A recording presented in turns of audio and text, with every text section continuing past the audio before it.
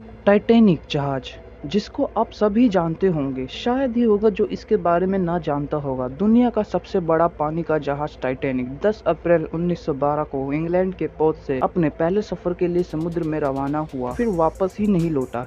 किसी को क्या पता था कि टाइटैनिक कभी न डूबने वाला जहाज अपने पहले ही सफर में डूब जाएगा। लेकिन आपको बता दें कि टाइटैनिक के डूबने के बारे में 14 साल पहले ही लिखा जा चुका था। जी हाँ, यह बात है सन 1898 की, जब टाइटैनिक का निर्माण भी नहीं हुआ था। सन 1898 में मॉर्गन रॉबर्टसन नामक एक लेखक ने द रैक ऑफ द टाइटैन और फुटिलिट नामक एक नॉवेल लोगों के सामने प्रकाशित की। इस नॉवेल में मॉर्गन ने टाइटैन नामक एक जहाज का जिक्र किया है। इस नॉवेल में टाइटैन नामक जहाज को बताते हुए लिखा गया है कि यह एक विशाल और कभी नहीं डूबने वाला पानी का जहाज था, लेकिन अपनी पहले ही यात्रा के दौरान यह जहाज उत्तरी अटलांटिक महासागर में एक बर्फ की बड़ी सी चट्टान से टकराकर दुर्घटनाग्रस्त होकर डूब गया और जहाज में सवार लगभग सभी लोग मारे गए। चौंकाने वाली बात यह है कि इस नॉवल के प्रकाशित होने के ठीक 14 साल बाद टाइटैनिक नामक जहाज का निर्माण होता है। यह ठीक वैसा ही विशाल जहाज होता है जैसा कि नॉवल में जिक्र किया गया था। आप में से कई लोगों ने टाइटैनिक फिल्म तो देखी ही होगी, जिसमें इस जहाज को देखा भी होगा, लेकिन आश्चर्यचकित कर देने वाले इस नॉवल के बारे में नहीं सुना होगा। आखिर 14 साल पहले लिखे गए नॉवल में दी गई सारी जानकारी कैसे 1912 में बने टाइटैनिक जहाज से हूबहू मेल खाती है, ये सोचने वाली बात है। क्या इसे हम इत्तेफाक कहेंगे? नॉवल में और भी बहुत कुछ मिलता जुलता लिखा था। दोनों जहाज बेहद आलीशान थे। दोनों ही जहाजों ने अप्रैल के महीने में अपनी यात्रा शुरू की। दोनों ही जहाज एक विशाल बर्फ की चट्टान से टकराकर